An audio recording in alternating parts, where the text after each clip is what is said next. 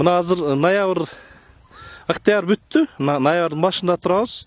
Чүй борундагы алма бактар үчүн эмне жасашыбыз керек азыркы учурда ушул тапта? Өзү дегеле биз ушул күз мезгилинде бактарактарга кандай мамиле жасайбыз, бактарактарды кандай карайбыз дегенде бул мындай адамда бир ой болот да, биз ушу күздө биз бактарыбызды консервация деп коет, атайын консервацияга даярдайбыз да. Бакты кышка чейинки бардык процессун аткарабыз. Анын негизинде бизде көбүн эсе бул айрыкча интенсивдүү технологияда багбанчылыкта бул оорулардын алдын алуу, оору илдеттердин же курт кумурскаларды бул жерде популяциясын жүргүзбөө боюнча иш-чаралар жүрөт да. Ошонун негизинде атайын программа өзү кандай гана бак болбосун атайын программа керек. Ошол программанын негизинде календардык тартипте ушул бактарга өзгөчө мамиле кылыш керек да. Азыр күз мезгилинде биз атайын ар бир 7 күндүк интервалда бактарыбызды дарылап атабыз. Бул жерге биз ар кандай ушундай химикаттардын негизинде колдонуп ошону жасап атабыз. 7 күндө деген кыргыздын түшүнө кирбейт го бул.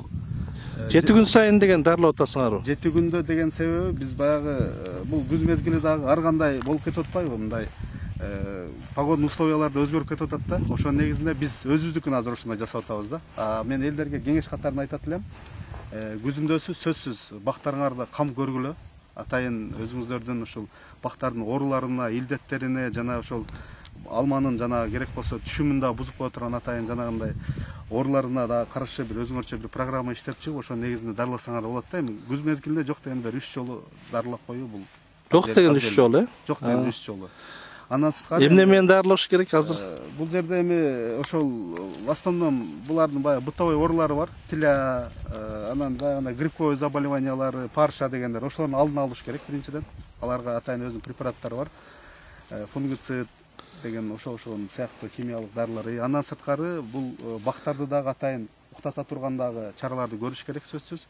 Уктата турган чаралардын бирден бир жолу бул жанагындай обыкновенный карбамид менен, мочавина менен дагы дарыласа болот. Андан сырткары атайын жанагындай мед содержащий препараттарды колдонуп, ошо менен дагы чачып, ошо менен уктатса болот да.